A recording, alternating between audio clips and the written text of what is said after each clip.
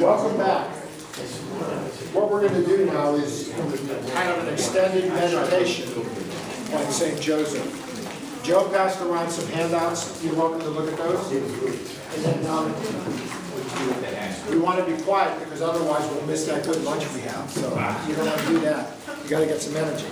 So what I'm going to do now is just get back to that verse, one verse, and we're going to enter into it deeply. I'm going to give you a model for how you can do this on other verses and in your own life. So that verse is when Matthew says, Joseph, her husband, a just man, yet unwilling to expose her to shame. I want you to see just how in one verse there's such a powerful, timeless thing. First of all, Joseph, her husband, so as Gina mentioned, they're married now, okay, even though they're not living together. And that expression, her husband, is kind of like, well, her man. We have that even in Adam and Eve. The story of Adam and Eve, they said her husband or her man. That's the way the Jewish people put it, her man. So Joseph, her man, her husband, a just man. Now, the word just, dikaios, in Greek appears 16 times in Matthew and only 2 times in Mark. Matthew is using Mark as his guide. So, obviously, Matthew sets great store by justice. So, when he calls Joseph just, that's the highest compliment he could have given him. That's it. In Judaism, just is the highest compliment to give to a human being. And God's even called just. We have that in a psalm we did, just. So, just, the primary meaning of just is that he follows the law. That's the first meaning is that he follows the Mosaic law, the Torah. Another meaning is that he's a good man. He's a man of honor. There's a book by a scholar called Honor and Shame in the Gospel of Matthew. And it shows how those Oriental concepts are permeated throughout Matthew's Gospel. So even in this one verse, we actually get both. Joseph, her husband, a just man. So, and Matthew does not give compliments. I mean, he's very sparing in saying really complimentary things. So a just man, yet unwilling to expose her to shame. Now, that word in Greek, kai, it can be translated and, yet, or but. So that's where there's a little bit of ambiguity. Because is he just and merciful? Or is he just yet or but merciful? What that means is that in other words, he was just, and the law says if a woman is pregnant and before she's, when she's married outside of wedlock, or rather in an adulterous affair, she could technically be stoned. So she could have been stoned. According to Deuteronomy, they could have stoned her. We don't know whether that actually was carried out because, they had all these laws, but there was also human reality. And, it was hard for them to do it. And by the way, I want to point this out. As harsh as Matthew is on the Pharisees, and he goes in that diatribe of chapter 23, he never mentions the Pharisees in the Passion narrative. They are not mentioned. So isn't that interesting? It's the Jewish rulers, the religious leaders, Caiaphas and that group, that plots to get rid of Jesus. But the Pharisees are not mentioned. So that's really kind of interesting that as much as they opposed Jesus, even they didn't go the whole route, at least in Matthew's Gospel. Yes, sir?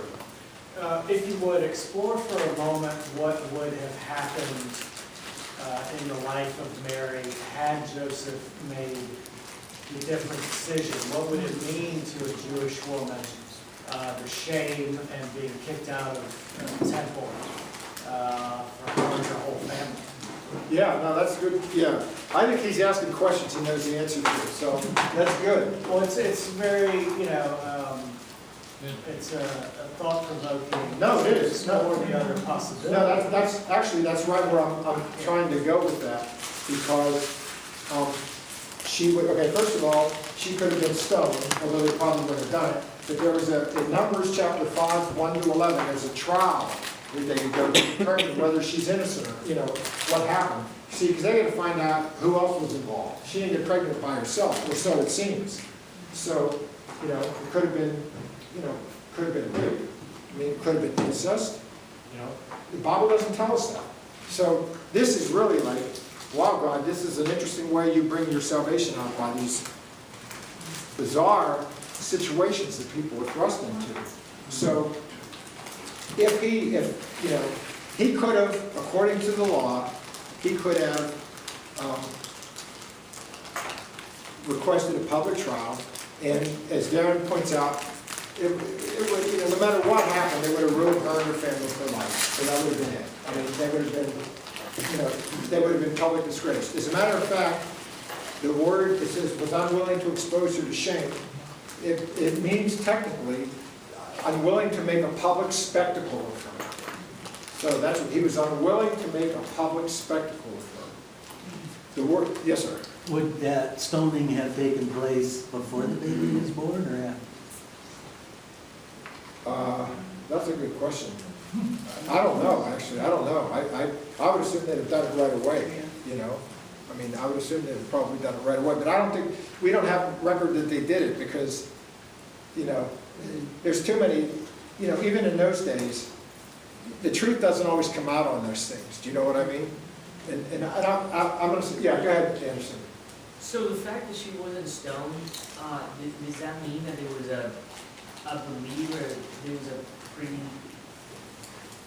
they knew that it could have been divinity, like it was like a divine act, you know what I mean? No, that's good, yeah. You guys are getting, you guys are like leading where I'm trying to go here, which is good.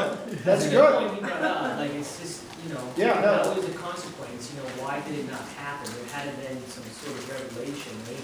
Yeah, no, that's part of the ambiguity of this, because, I'm going to take a step back. Joseph is in a bind. First off, all he knows is that we don't know how he found out. But and remember Luke's gospel, Mary has gone off to see Elizabeth. He stayed with her for 3 months. Okay, so it's interesting.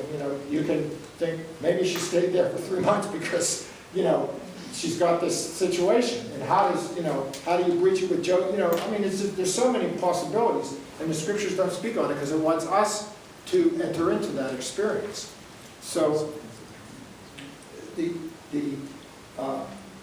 could have asked for a public trial, and if he did, then it would have gotten really messy, and it would have disgraced her and her family. That's it. Okay. Now, but he was unwilling to expose her to shame. Now, I think the more practical thing is the fact that he was not willing to humiliate her. Now there's an obvious, I'm jumping ahead for a second, I'll come back to that. There's an obvious practical application today. People are really happy to shame their former spouse or their current spouse or former girlfriend or their parents or whatever happened to them. That's the first thing, write a book on it, right? And then they say, oh, you have so much courage for coming out on this. The people that have courage are the ones that tell what their own, addictions were. They're the ones that are courage because they're putting a finger at themselves. I wouldn't want to do that. I wouldn't want to put my dirt in the laundry. So those people, I credit them. A lot of them, who recovered from sexual addiction, alcohol, whatever. But nowadays in our culture, it's like, let's shame other people. Okay? And just so I've got to make sure I tell this, when you watch a sporting event, okay, where there's contact, you hear this all the time. When the referees call a penalty, what do the announcers always say? When there's the two players get into a fight or an altercation, there's a penalty or a foul call. What do they always comment on? Does anybody know? They want to see the bar. They want to see the screen. Yeah, the video. Yeah. And what they always find out is the referees always catch the second person. See, they always say that. They always catch the guy that responded. You know, they always do that. And in situations of family violence, that's the same thing here. You know, when the authorities come to investigate this, they know that sometimes the person who's blaming the other is the one who started it. You know, so it's very, very, very, very complicated. But the whole point is Joseph was unwilling to shame. Now, when Darren asked about, you know, the disgrace, the word shame in the Bible means exclusion from a community. So we can actually take this and we can go back to Adam and Eve. They were naked, they were nude, which naked in the Bible, 3 people. Small children, condemned men, prisoners of war, and then slaves, besides children. So slaves, condemned men, prisoners of war, and children.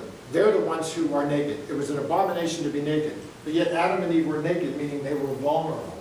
They were vulnerable, yet they felt no shame before each other, meaning that they didn't attack each other's vulnerabilities. That's what that really means. So, and shame means to be excluded from a community. That you've done something so bad that you're excommunicated. So, Joseph sort of goes back to Adam and Eve and undoes the shaming that the couple do to each other. What do? They blame each other, you know, when God comes to them. And, you know, I got to say that Adam is worse because he blames God. He says, the woman whom you put here in the garden, she gave me the fruit and so I ate it. So he like alludes that, hey God, you were the one that brought me here. And God could have said it, but he didn't.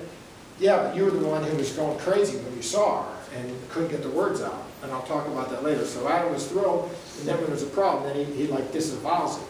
You know, when like people go back on their vows. So shame is a very important concept. And like Jesus accepted the shame of the cross. So Joseph could have done that, but he chose not to. Now, when he doesn't do that, it's going to cause him problems. Because if he doesn't do that, he had a choice of divorcing her quietly in the presence of 2 or 3 witnesses. We have something from Elephantine. We don't have much information on divorce proceedings at that time, but divorce her quietly means that he could have just gone and given her a get. It means put her away, okay? And then with 2 or 3 witnesses. Now, that's not necessarily going to solve the problem because now she's got this child. So Joseph is really in a bind. There's no way out for him. No matter what he does, there's a problem. He could not have just gone with it because being just, he cannot name a child that's not his. He can't do it. He can't marry a woman who seemingly behaves like this. So his religious upbringing says, you can't go forward with this. But he's unwilling to expose her to shame. And you see, to me, this is a model and a lesson for men. And this is my own experience too. I don't ever think it's appropriate. I don't want to hear a man telling me how bad his ex or current wife or girlfriend is. I don't care. I don't care how bad she was. And you can tell that to a priest or a counselor, but I don't know what good it does to tell other people. That's why when people come out, you know, I don't see how that does any good. You're humiliating her and her family.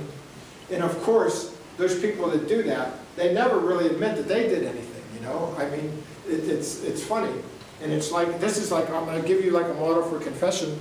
There was a priest, who's an old priest of confession, and, you know, some married couples would go, and the spouse, often the women, because the men don't go to confession sometimes, the woman goes for him. The woman would go to confession, and she spent the entire time of confession complaining about her husband, or, you know, what she did to her husband. So what the priest did, after he listened to her, he says, when you go home, you tell your husband that his penance is to say 3 Our Fathers, and now I'm going to give your husband a, you know, absolution of the Father, Son, and the Holy Spirit. So that was one priest. He gave, you know, because you're supposed to tell your sins, not your spouse's. But I knew a priest who was infamous for this, in a good way. You could go in there and tell him how bad your spouse was, no matter what, and he wouldn't hear any of it. He would just say, there's 2 sides to every story, you know? And people would come out of there really upset because they wanted to get validation and stuff. Go ahead. Well, actually, I've heard it as, there's 2 sides to every story, and then there's the truth. Right. Right. Yeah. my former spiritual director, who I brought a video, we can maybe look at him for a couple of minutes, he would do marriage counseling. And the way he would do it is first he'd take one spouse and listen to them for half an hour, and then he'd go with the other. And he said that he came out convinced that there had been a mistake because those two had never met each other. Never met each other. You know, they never met each other. And the other application, I'm saying this now because I don't want to forget, my experiences, people who are really, truly mistreated in a marriage. And of course, nobody's perfect, okay? Nobody, there's, you know, and in fact, I'll mention there's a very good book on this that's fantastic. And there's, and the author concludes the last, and he was talking about marriage conflict, he says, the final thing we say is, when something goes wrong in a marriage, there's usually fault on both sides, period, okay? And that's very important. But what I've found is that the people who don't shame their spouse, who go quietly, who move on with their life, and don't pursue legal action or financial, they just move on with their life. The ones who are discreet, they're the ones who really were probably mistreated. And the ones who go, you know, legally and try to punish them and so forth, it's almost like they're trying to get vindication from somebody else. And, you know, the question is, if you love that person, why, you know, what good is it going to do now, you know, to shame them? So it's been my experience consistently that truly innocent parties, innocent partners, just move on with their life. And Pope Francis, in his letter, Moris Laetitia, and he reminds us that 1 Corinthians, which says in chapter 13, verse 8, he says, love bears all things. That actually means puts a roof over it, puts a covering on it. Bears all things means it respects confidence. So love respects confidence. So it's interesting. Love bears all things, meaning that it doesn't violate confidence. And I've got to tell you a story, you know, about, there are St. Josephs. And I had, we had a really nice neighborhood where I grew up, and there was an Italian family, and her husband, they're called the Zankis, and her husband was not practiced a Catholic, but he was a very studious engineer, good guy, and his wife was a grandmaster at bridge, so she loved these things, and she loved to gossip. So she would tell me that when he came home from work, she met him at work. It's how different it is. His wife, his first wife, died in childbirth, and he met her through work. She was a secretary, and they got married. Nowadays, he'd be in jail or something, you know, where they get him in trouble. But he met her, and she would tell me that when, you know, they had like 4 boys, and these guys were really crazy in the 60s, man. They were something. And he'd come home, and she'd tell them about all this, you know, all the neighborhood gossip and everything. And her name was Florence, and he'd say, called her Flo. He said, now Florence, he says, there are 2 sides to every story, and you never know what goes on behind closed doors. And she'd be so frustrated, you know, because he just wouldn't buy into it. So I wrote an article about that, and it got published in the Pittsburgh Press. And she calls me up and she says, why did you write it like that? Because I wrote that she was chomping at the bit to do it. She didn't like that. I wrote she was chomping at the bit. But anyways, just on a funny note, when I was in high school, they needed a male to be like the 4th in his bridge. They were teaching me bridge. So these other older, you know, girls, and they were nice, they were teaching us how to play bridge. And she was a grandmaster. So Mr. Zanke comes over, and he's very quiet, little man, and he's there watching her. And she's telling us how to play. And he says, and she's telling us what to do, and he says, quiet. No, Flo, I don't think we should do that. You know, that's the last thing I want to do is tell a teacher that she's telling the wrong thing. You know, so she's like shocked. You know, she's going, no, you know, like this, and they're talking about it. And it turns out that he was right. You know, and it was just so funny. The engineer, you know, and it was funny. But the point is that there are St. Josephs, you know, and there are also St. Josephines, so to speak.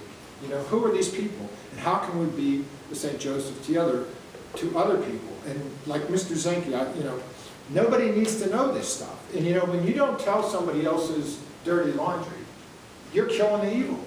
You know, it goes. If nobody knows these intimate secrets but you, and you die, that evil is done. It doesn't go anywhere. You know, and it's just like that expression, I know how hard you try. We cannot know another person. That's why Jesus says you judge. You cannot know what's going on with people. You just don't know. And that's why when, I'll talk a little later, when people are in marital conflict, they need a supportive environment, not mutual accusation. So Joseph is in a bind. He, if he shames her, if he takes the route of shaming her, no matter what, her family is disgraced for life. And, he might exonerate himself, but he can't do that. So he decides to bear some of that. He's going to take the hit, because people are going to wonder, what's he doing? So now he's in trouble. And then that's when the angel comes in. But stepping back, how did the angel come to him in a dream? It's interesting that did Mary get visited? Did Mary get visited by the angel in a dream? No. See, so it's interesting that the men in the Bible, they usually get through dreams. Joseph in the Old Testament, he was always dreaming. Jacob. And it kind of goes back to the story of Adam and Eve. When God is creating the woman, it says he put Adam into a deep sleep. That word in Hebrew means, it said sleeping, he slept. So it's like he was really sleeping. That word is used in later chapters, chapter 15 of Genesis, in a covenant relationship. So that sleep is a covenantal kind of sleep. And the other reason is he puts him to sleep. This is why men can't take pain, right? So he needs to be anesthetized. He's going to take out a rib. We men can't, we have a low tolerance for pain. When I get shots in the back, you hear me scream, ah! Because it goes down your leg, and it really hurts. The women don't even hear anything. But, so, that shame and that expression of going back to Adam and Eve about the dream. So again, Joseph, who are the other Josephs? Joseph, son of Jacob, and then Joseph of Arimathea, and then Barnabas was also called Joseph. So, both Mary and Joseph, there's a lot of good Marys and Joseph. There's Mary, wife of Clopas. She's hidden. She's at the foot of the cross. We don't know anything about her. Mary, think about this. It also has John and James' mother as well. And then we have Mary Magdalene.